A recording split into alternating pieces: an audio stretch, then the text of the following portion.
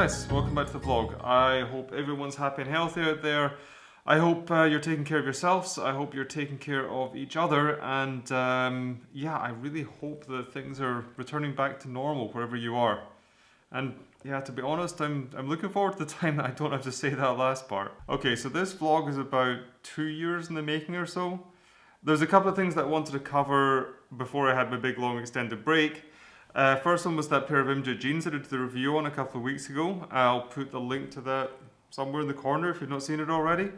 And the second one is about this book Denim Branded by Nick Williams.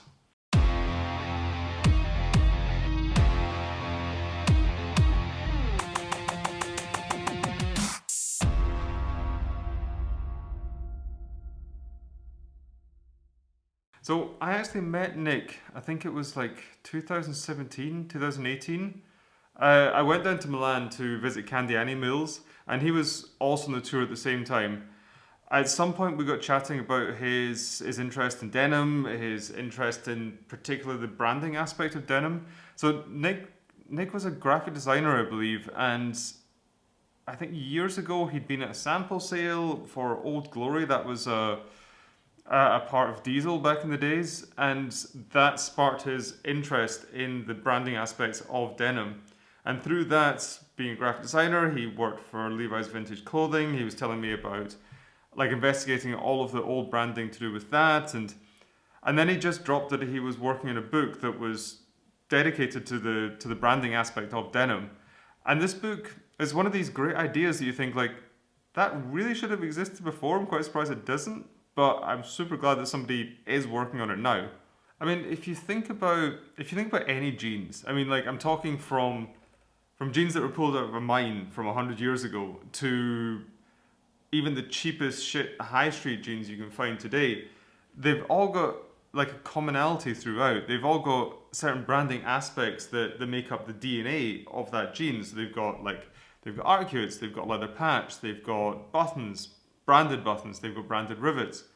And all of these aspects, as much as making up the DNA of that jean, they also inform our perception of that brand. Now, because of this commonality, because these things are on every jeans, we kind of take them for granted and we can overlook them. But there's this massive weight of history that's just behind each and every one of these small design decisions. And that's what this book is about. This book illustrates every aspect of denim branding from the very beginning of the blue jean right up to today. I mean, that's like talking about, yeah, the rivets, the buttons, the arcuates, the pocket flashers, leather patch. I mean, every aspect you can think of over the history of jeans, or at least a lot of the aspects you can think of over the history of jeans, are brought to life in this book and discussed as well. So in Denim Branded, I mean, Nick looks at modern brands, so he's got the likes of Rogue Territory, Enrhyme, Tellison, Denham, Kings of Indigo, Evisu, and a bunch that I'm probably forgetting right now. But I think what's really unique about this is he was given access to the big three. I mean, that's like Lee, Levi's, and Wrangler, and they allowed him to illustrate or not to illustrate, but to document a huge amount of their archive, like going back to the beginning of the brands, or certainly a long way to the early history of these brands, which it's never been put together and discussed like in one volume, like as this is.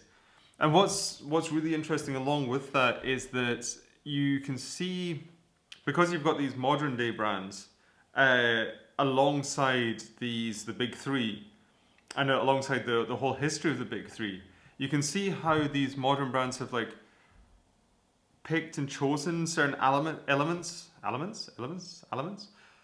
They've picked and chosen certain elements of that historical branding to include in their own brand and inform their own brand DNA. It's interesting to see this because we're maybe not too aware of our perceptions or associations to do with certain branding aspects of the Levi's, Lee, and Wrangler, but we automatically perceive a brand in a certain way because they're using, or they're doing their own.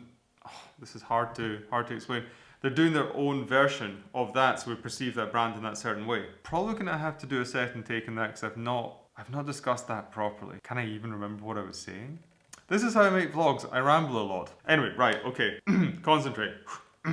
Listen, at the end of the day, anyone who's into denim is actually going to be really well served by having this book. I mean, it's one of these very rare coffee table books that you read cover to cover, literally. I've probably read it cover to cover once, 1.5 times. It's really, it's that good. Guys, I can only recommend it. So, I mean, if you are looking for a book that's going to also inform and inspire and look good on your coffee table, then yeah, definitely head out and buy Denim Branded. Or if you're in lockdown, order from your local bookshop. And Nick, I'm really sorry this took 2 years to get to you. Guys, as always, thank you so much for tuning in. I do really appreciate it. If this is your first time here and you aren't already, maybe consider hitting the subscribe button or giving the video a thumbs up. That does really help the channel out. There's also that bell notification icon that everybody talks about. If you hit that, then you're going to be notified every time I drop a video. The links to all of the social media accounts are down in the description. Have a look at that. And guys, I'm going to see you in the next vlog.